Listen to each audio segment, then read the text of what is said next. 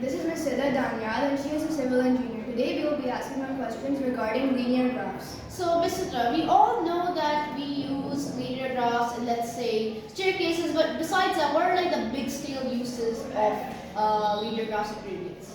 Okay, this is something really nice and important in our daily life. See, if you are reading about the graphs, the basic thing that comes in how a graph is being inclined. And now since you are introduced to a new term that is slope or mathematically is known as gradient, it is actually seen around you throughout the day.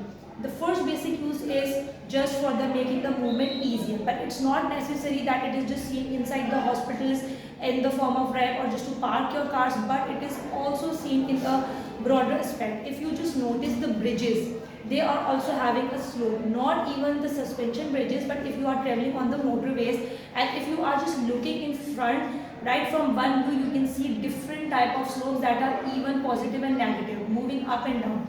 The purpose of the continuous change in the slope is that the driver doesn't sleep. He remains awake since the car, though the impact of that slope is not much, you cannot feel it too much, but that is evident if you see it visually.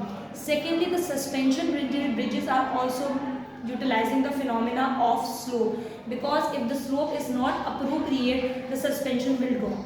The third most important part is when you are constructing the buildings, there is water drainage.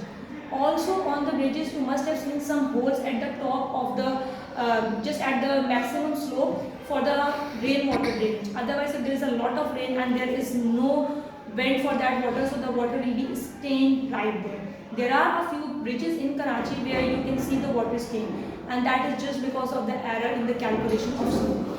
Though it is very easy to calculate slopes mathematically, but since the technology is getting really advanced, so we have laser digital meters that can calculate slopes for you. Well, thank you so much. Thank you You for made a your- very good explanation about this. Thank you. Thank you.